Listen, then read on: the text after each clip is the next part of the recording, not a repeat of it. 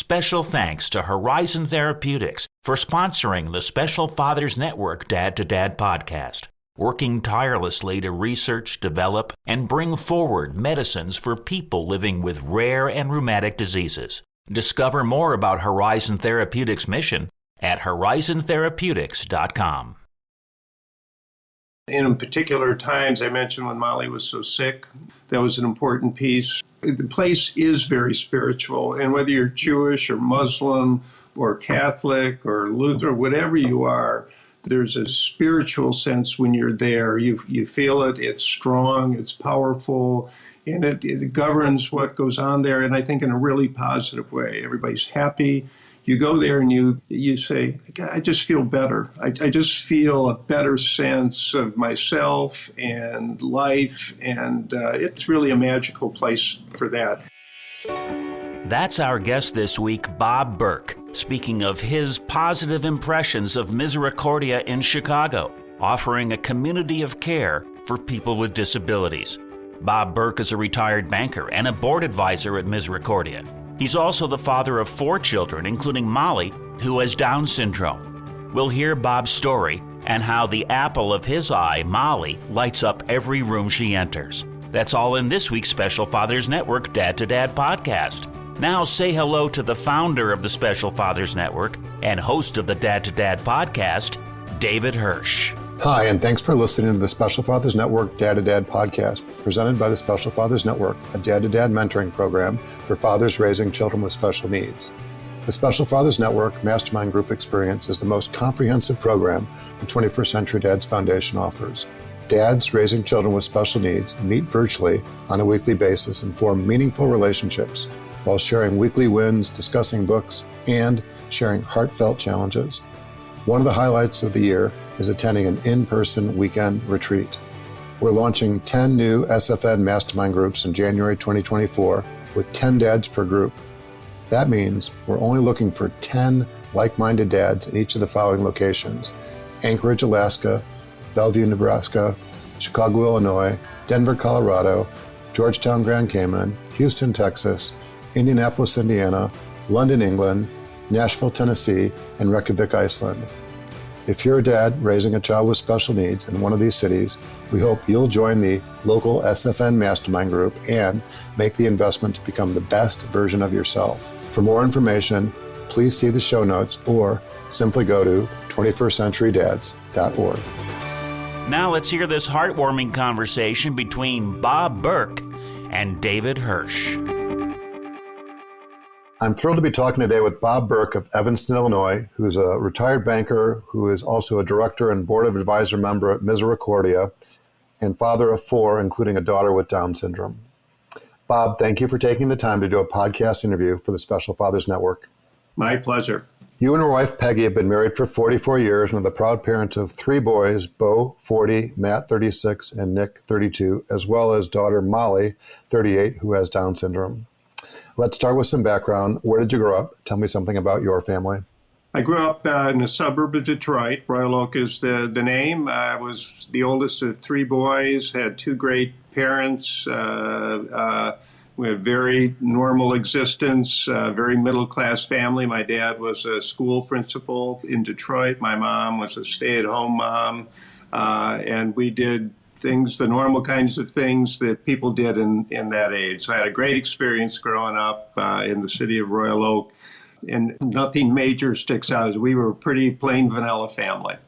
In the best of all ways, a loving, caring, wonderful family with 2 loving, caring parents and 2 younger brothers who I remain close to. One lives in Detroit and one lives in Bend, Oregon. And I hope I said Oregon right, because it's important for the people in Oregon to say it right, and I don't always do that. Okay, well, thanks for sharing. I'm sort of curious to know, how would you describe your relationship with your dad? I had a good relationship with my dad. I wouldn't say it was overly close, though. My dad worked. He had to drive a long ways to work every day from suburban Detroit into the heart of the city. He wasn't involved. I mean, he came to some of our sporting events, not overly involved. Did he care about us? Absolutely. Was he proud of us? Absolutely. But I wouldn't say it was a close, emotional personal kind of relationship. Thank you for sharing. So any important takeaways from your relationship with your dad, maybe a lesson or two that you learned? To be very engaged with my children. That was an important point for me, to be engaged, to coach them, to go to all their school events, to be involved in their lives, not as a helicopter parent, but as somebody who's just there to support them, help them with homework, be as close as I can to them as they grew up. Yeah, well, the way I think about it or describe it is to be present. Yeah, it's a great description. And I break that up into 4 different areas: physically present, emotionally present, financially present, in different ways. First National Bank of Dad is still operating. There you go. We probably each have T-shirts like that. And then the 4th, just to complete the cycle, is to be spiritually present as well, right? To be a good spiritual leader. Those are all good descriptors. My recollection was, from an educational standpoint, you went to the University of Michigan, and then you went to the University of Chicago as part of the First Scholars Program. And if I remember it right, because a number of businesses had these MBA programs, right? It was work during the day and go to school at night. Was that the experience? Two classes a quarter for 10 straight quarters. Yep. And I was the benefactor, not of the First Scholars Program, but my wife went through that program at University of Chicago, and I did the same at Northwestern. Yeah. I would swear by it, right? I think I was a more valuable student. I took more away from the experience as somebody who had some work experience, as opposed to somebody that just went from undergrad straight into business school and then on. And it sounds like you had a good experience as well. I did, and I agree with your conclusion on that I think you get more out of it because you're able to bring some different perspectives from the workplace into the classroom. So it was great. So from a career standpoint, you went into banking. You had a couple different stints. If you want to go into some detail. Sure. Most of my career was spent at the First National Bank of Chicago, which today is JP Morgan, but it morphed into different iterations. We merged with NBD, Bank One, and then JP Morgan. I did spend a little time when I was out in California with the Bank of California, but ultimately came back to the First National Bank of Chicago. And then at the tail end of my career, I helped the U.S. Bank kind of build out their Chicago office and retired from U.S. Bank. Okay. Well, I'm sure some of the days were long, but the years probably went by very fast. It is, and I still see some of the people from all 3 organizations. I've built nice friendships, and again, the importance of teamwork and working with great people. I was very blessed with that. I'm sort of curious to know, how did you and Peggy meet?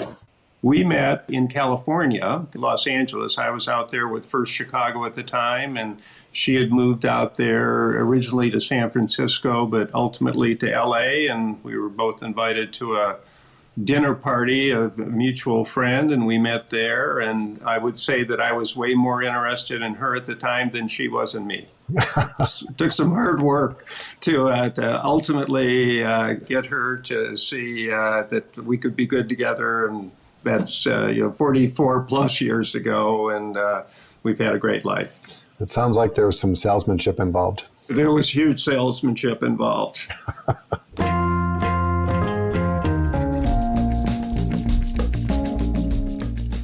So let's switch gears and talk about special needs, first on a personal level and then beyond. So I'm sort of curious to know, prior to Molly's diagnosis or her birth, did you or Peggy have any connection to the disability or special needs community? No, not that I recall. And as you look back on it, the schools I went to didn't have anybody with special needs in the schools. I think they were on segregated campuses, as so many were back then. Interestingly enough, though, my dad was a principal of 2 schools in Detroit, both that had kids with special needs. Through that, I heard him talk about it. We went to visit the schools periodically, but that would have been the only real exposure, David, that I can recall from really until Molly was born. I mean, you see people walking the streets, but not a lot. So what is Molly's diagnosis and how did it come about? Down syndrome and at conception. And did you know before she was born? We did not know beforehand. We knew, and my wife Peggy had a side angle of Molly's face and could tell that she had the facial characteristics of somebody with Down syndrome. So we knew right away. I mean, literally at birth.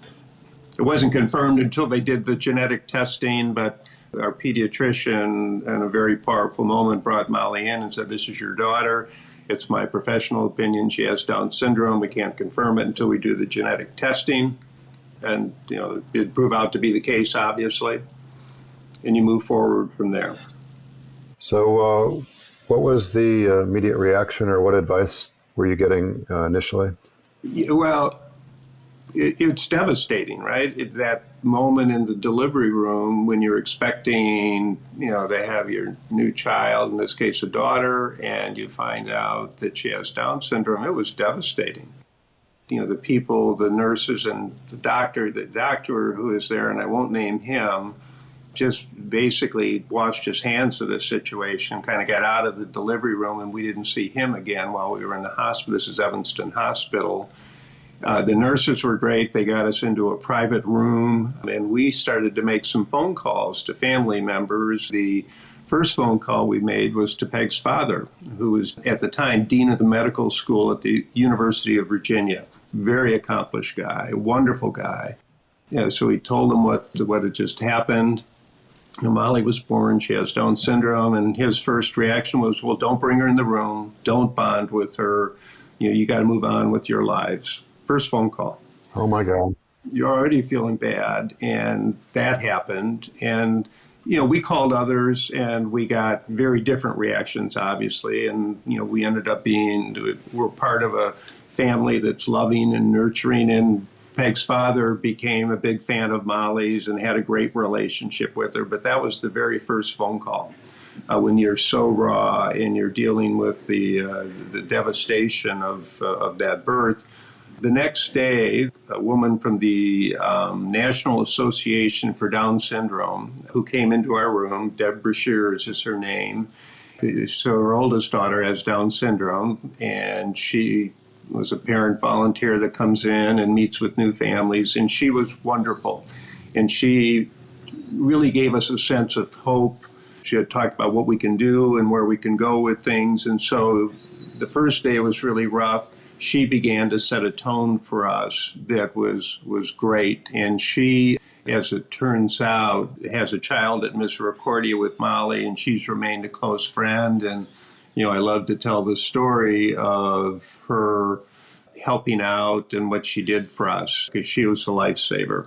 And then there were other agencies we got introduced to, Lecotech here in Evanston, that's now part of, I think, of the Annixter Center. And it was great to have all the resources we had and the people who supported us and friends who supported us.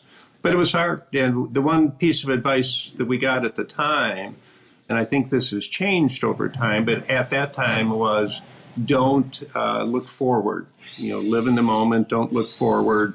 It's too hard to look forward. You're going to focus on all the things you're not going to have. And of course, now we look at the life we've had with Molly, and it's a rich, full life, and we've gone to places and met people and done things that we would have never done before. And our lives are way richer and way more positive today because of that. But at that time, and at the time there wasn't much, inclusion wasn't part, there just weren't things. There were a few things, but looking forward now is okay. There's a lot in there that you're going to see and be able to take advantage of with your family member, and it's okay to look forward, I think. We look forward all the time with Molly now, of course. Yeah, well, thank you for your open and transparent recollection of that experience. And I can't even imagine that the first call you would make to a family member, not just another family member, but, Molly's grandfather. Dean of the medical school, you would think he would be open and know what to, he would be accepting and all of that. It was a brutal phone call. Yeah, well, when somebody says something's old school, that's what comes to mind. That is the great description. And, the medical community was dramatically different 30, 40 years ago and beyond than it is today. But there's still like a lingering effect, right, from all that medical training, the decades and generations of medical training. Yeah. Not all healthcare providers, have that same insightful, enlightened understanding about the world of disability, right? And, what you did say was that, Deb Brashears, thank God for her message, right? That set the tone and put you on a different path. It should be that way. It's your child. You need to love them like you would any other child and embrace them for who they are. Yeah. And don't pre-worry your worries. Don't get too far down the path. But, live in the moment, right? Be present and make the most of the situation. God only knows, what is around the corner or down the road. So anyway, thanks for sharing. Of course. So I'm wondering, what were some of the more important decisions you made along the way as it relates to raising a child with Down syndrome? Well, a couple of things. One, we decided to get Molly involved in programs to help, and like Lecotech, which was a toy library. It's a Swedish, if I remember correctly, Swedish-based organization that had groups around the country, and this one was in City Hall in Evanston. And so we'd take Molly and her older brother and then her younger brother to the Lecotech toy library. We did things as a family. We got Molly involved in Pathways, which was a rehabilitation network that helped her and with her skills, motor skills and that. And the first really big decision we made is we wanted her to be fully included in school. We lived in Glencoe at the time. And Peg did way more work on this than I did, but we met with the Glencoe school system, and Molly became, I think, the first child with Down syndrome to be fully included in a class. I think I have that right. That was great. And the superintendent was supportive. The principal was really supportive. And as a result, we were able to get Molly fully included. They had an aide that came in and helped. And I think Molly is a very fun, social, loves to interact. And I think that helped. She was in class with other students, again, fully included in that class. I think it helped her, and I think it helped them. All of a sudden, these kindergartners are growing up, started school with somebody with special needs in their classroom, and I think that from an acceptance point of view, it was wonderful. So I think it's a win-win for the teachers. It was a win-win for everybody. So that was the decision we made. And early on, we were looking forward. We began to think about where should Molly go for her when she gets out of high school. Where should she go and what should she do? And we talked about group homes and this and that. But ultimately, after spending some time on the topic, settled on Misericordia. And I think we had Molly on the wait list there at age 12. She didn't get in until she was age 22, but we had a pretty good sense of what we thought would be best for her. And again, I'm a big believer, David, in choice, and the choice that we made for Molly isn't necessarily the choice that other people would make for their family member, but we felt that was the best choice for her. So between school and fully included, and she had a great experience at New Trier. They were wonderful, and again, we don't have time today to talk about all the wonderful things that happened to us there. And then to Misericordia, just some big picture things that we decided on that helped us and helped Molly grow into the person she is today. Yeah, well, thanks for sharing. It sounds like you did get plugged into some amazing programs and resources, Lecotech, Pathways, the New Trier school system, which is second to none in the Chicago area, and obviously Misericordia, which we'll talk about in a few minutes. In your list there, it's a good list. I would just add to it the Glencoe Public Schools, because they were wonderfully supportive of having Molly be included in her kindergarten program when Molly started kindergarten. Excellent. So not to focus on the negative, but what have been some of the bigger challenges that Molly's encountered or you've encountered as a family? I don't want to sound Pollyannish about this, but aside from the issues I think that every parent that has a child with special needs can go through, is that there are things you realize that you're not going to have that other people have. Now, Molly went through graduation at New Trier, but we knew she likely wasn't going to go to college. I know there's some programs that have people with special needs go in them. I don't want to say there's no hope of that. And, I realized when we made the choice of Misericordia that I wasn't going to get to walk her down the aisle. I mean, there are things you go through. Molly had some health issues. She had pneumonia, and she was in Children's Hospital. It was in Lincoln Park at the time. It wasn't Lurie as it is today. And she was in intensive care for 6 weeks, induced a coma to keep her alive, and they did. And, we had our ministers and priests coming in to pray and to help. And we had a community who was praying for us. And whether you're a spiritual person or not, I do believe in the power of prayer or the power of positive thinking. And, we had that. And I think that's in large measure why Molly survived and has done great. So your question, I think, was getting at, if we face taunting or we face teasing. We've had none of that I've seen. Maybe it's gone on. Maybe, we weren't aware of it, but we have no feedback and nothing that kind of thing went on. She has been embraced by every community we've been part of, and we are grateful for that. I mean, you said you saw the movie where she was working in Glencoe. Those are all people that had modest exposure to people with special needs, and they embraced her working at that store. And, the community embraced her. So we've been really lucky, fortunate. Maybe we've created some of that luck because we've pushed it. But we've been really lucky that she's had the life that she's had. So I haven't seen anything that I would look back and say, that person was a jerk or this person was awful or shame on them. Nothing. I'll tell you one cute Molly story about a little bit on that line. When Molly was in second grade, she wanted to have a play date. So she called every girl in her class, and I think the number was 14. Not important what the number was, more than 10. And none of them could do it. And I don't know that it's because it was Molly or they didn't want to come over or whatnot. So at the end of these 14 calls, Molly was diligent about making the calls. We were just crushed. And Molly looked at us and said, you know what? I had the best day I've ever had. I got to talk to all 14 of my classmates. Oh, my God. How about that? Oh, geez. Yeah, well, you can't make these things up. True story. Yeah, it's a beautiful story. I mean, sad in one respect, from the parents' perspective. Yeah, we were crushed as parents. We just, but that's as good a story to tell you what Molly's like as a person as I can give you.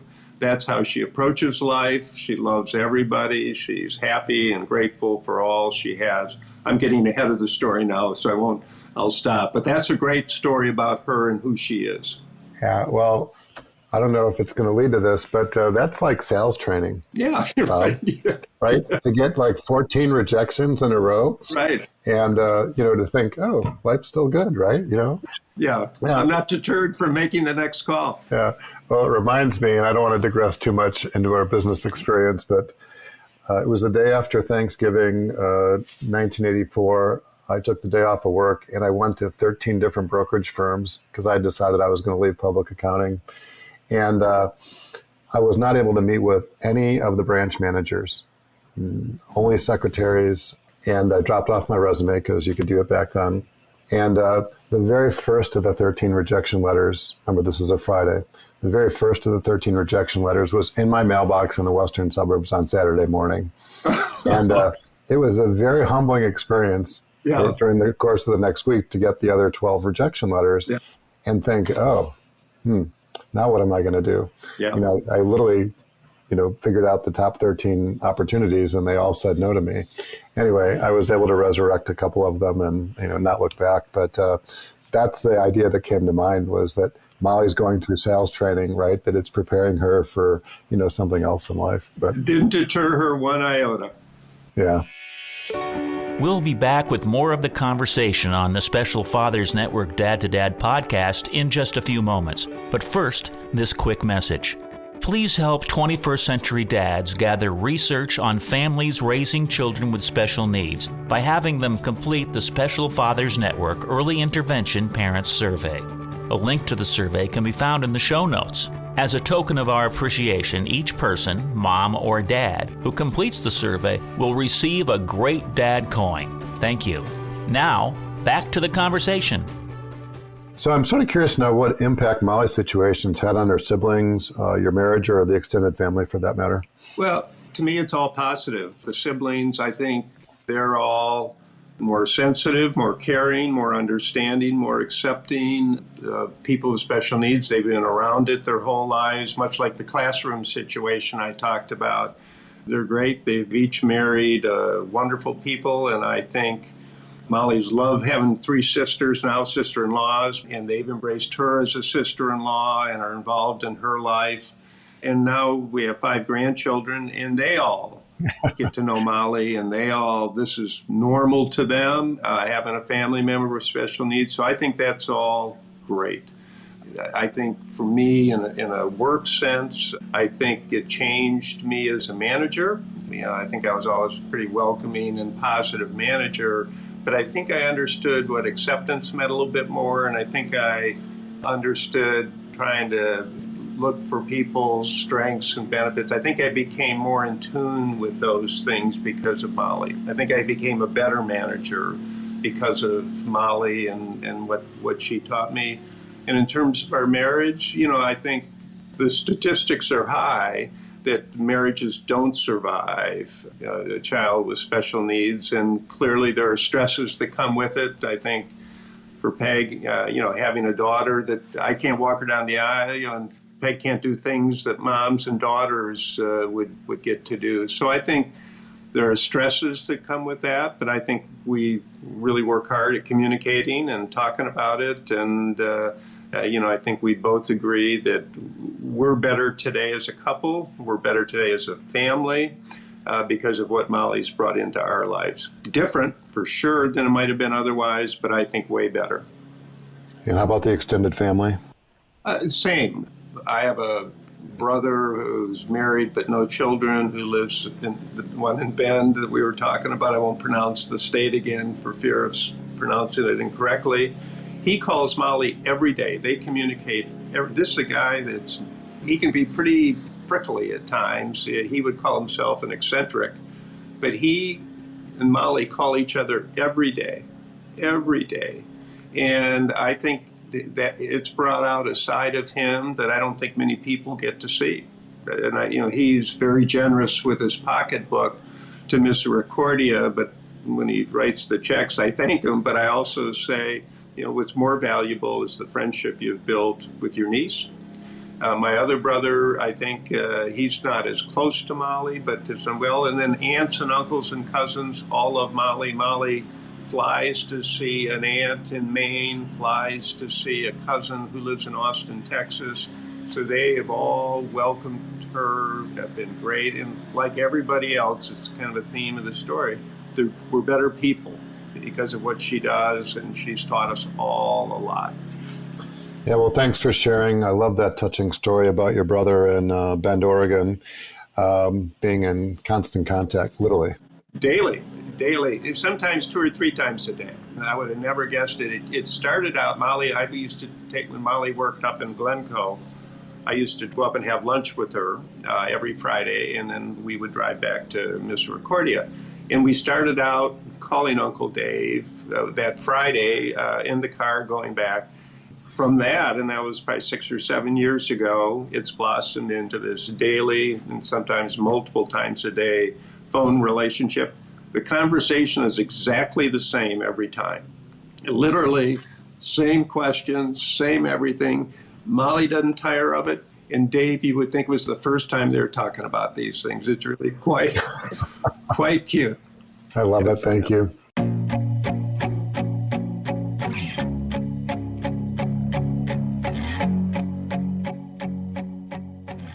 So let's talk a little bit about Misericordia. Yeah. The mission of Misericordia is to provide a continuum of care and support for children and adults of all faiths, cultures who have intellectual and developmental disabilities. And I did a little homework. The history goes back to 1921. 102 years. Misericordia was originally a maternity hospital for women of meager means. Mm-hmm. And then in 1954, the focus became serving those with intellectual, developmental, and physical disabilities. Mm-hmm. And then it wasn't until 1969 that Sister Rosemary Connolly came along and sprinkled her pixie dust on the program. Talk about the right person at the right position at the right time. From what I understand, Misericordia supports directly 600 youth and adults. And there's so many different programs. I almost don't know where to start, but one of the first things that comes to mind when I think about Misericordia is that there are a lot of residents, individuals that live in Misericordia properties. Yeah, let me go back and just kind of amplify something about Sister Rosemary that I think is important. She was a social worker by training, if I remember correctly, a Sister of Mercy, and she came to run the place. And at the time, unwed mothers were there, and they, the maternity side of it that you talked about it, and they were a home that was home to 39 residents, 6 years and under with Down syndrome. And the state of Illinois at the time required that those 6-year-olds, when they became 7, would have to go out into the state institutions. And Sister said, basically over my dead body, is that going to happen? And so she talked about her idea that she'd like to continue to provide programs for these people, and did the Archdiocese have any facility that she could use? It was the old Angel Guardian Orphanage where the organization is today at Devon and Ridge, and it was empty, and the Archdiocese said, it's all yours. So she came up with 39 residents, give or take 50 employees, no prospect of figuring out how to make payroll, no revenue stream, no donation stream. And she came up and has built that program into 39, from 39 to 600 residents. There's 700 people on the wait list today. The main campus is 37 acres, and we have 15 homes out in the community, silos. Molly lives in one of those silos out in the community, and those silos, they're our highest functioning residents, and they take a van into the campus every day. So the campus provides kind of the center point for everybody to come for their work lives. Everybody works, everybody has a job. It's a big part of the Misericordia story. There are a lot of residents. We've done $100 million of capital projects since we've come to that campus. So there's the old Angel Guardian Orphanage building, but there have been probably 25 or 30 homes or other residents built on that campus. So it's big, but you've got homes for 10 people or 12 people, or there's 6 people or 8 people. So it's not like you're in a big institution. You're clearly in it looks like a college campus. And these homes interact with each other. They have barbecues, they have dances, they do so much. And she didn't look ahead and say, this is what I'm going to do, but she was able to raise the money. We have 1,200 employees. Each of those residents has a separate schedule every day. So there's 600 separate schedules every day where people are going to work, either on campus or off campus. Molly belongs to a dance troupe called the Heartbreakers, and they perform 50 to 75 times a year. And she got parents engaged. Volunteering from parents and others is a huge part of the Misericordia story. So what she did and what she built from this humble 39-person beginning, I'm in awe of what she's done. Yeah, what's quite remarkable, I've been there, witnessed some of what you've just described. You have these 600 individuals living in these what are relatively small group settings, not big institutional settings. Yeah. And then the pulse, if I can call it that, of life is on the campus. And there's all these different work experience opportunities. And I don't know if I'm looking at it objectively, but there's the Hearts and Flower Bakery, there's the Farmer's Market, there's the Heartstrings Gift Shop, there's the Greenhouse and Restaurant. There's all these different opportunities for people to be engaged, meeting them where they're at with whatever talent or skills that they have. And I'm wondering if you can shed some light on each of these, the Hearts and Flower Bakery, the Farmers Market, the Heartstrings Gift Shop, etc. So Misericordia has 11 micro businesses, including the bakery, which is the biggest employer of residents. We have a coffee packaging business. Our art department, I'll come back to that in a second, David. And the Greenhouse Inn, which is a restaurant where the public can come and have lunch there 11 to 2 every day, and brunch on Sundays from, I think, 10 to 1. I may have the time wrong, and I hope people don't show up after seeing this and not be able to get lunch. So check the website to get the actual numbers. We have a recycling business, and all of these businesses are designed to provide job opportunities for our residents. That's their sole purpose. Do they create goodwill in the community? Yes. Do they make great bakery products? Yes. We had the Bakery Cafe is a drive-through bakery that we opened up a couple of years ago, a quarter of a mile south of our campus.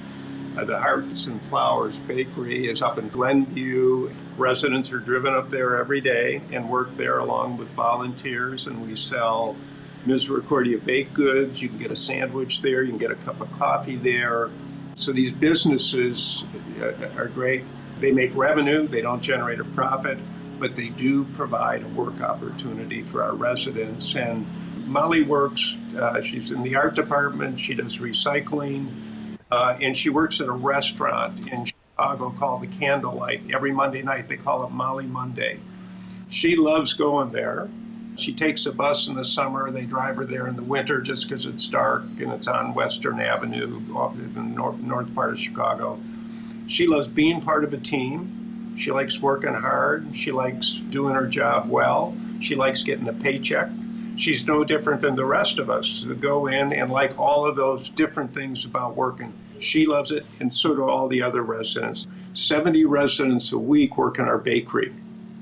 We probably 200 of our residents do some form of art every week. We have an event called Artists and All. We take over the modern wing of the Art Institute downtown, and we sell resident art, some 250 pieces of resident art once a year. 1,500 people attend. It's a wonderful celebration. And if you see, the first time I went to this, I thought, gosh, how good can this art be? You know, these Misericordia residents are doing it. And you go there, and you're just blown away by the quality of the art. And in fact, it gets better each year. Molly, she's had a piece of art there for a couple of years now. She's a commissioned artist. So when her painting sells, she gets a cut. And she loves that. So she's tracking how much her painting is going for. You know, Molly has a checking account at Chase Bank. She has a money card. And so when she gets paid, one of the things Sister did was have home visits once a month for those of our residents that can go home, do go home. And Molly and I go to the bank, we deposit her check. She goes to get her nails done. She likes to go to Target. This whole work thing is, I think, a real great part of the program. And not all of our residents can get off campus and work, right? A lot of them are in wheelchairs, but they do what they can. But everybody's being pushed to the best of their abilities to do things there. Yeah, well, thanks for emphasizing that. I didn't realize that there was 11 micro businesses, and I did realize that the focus was on jobs and something purposeful, something meaningful. These are life skills and ways to interact and be part of the community. And the only other thing I wanted to make sure that we touched on that hasn't come up is the Family Fest, the annual event. That is one of probably 10 big events that we have.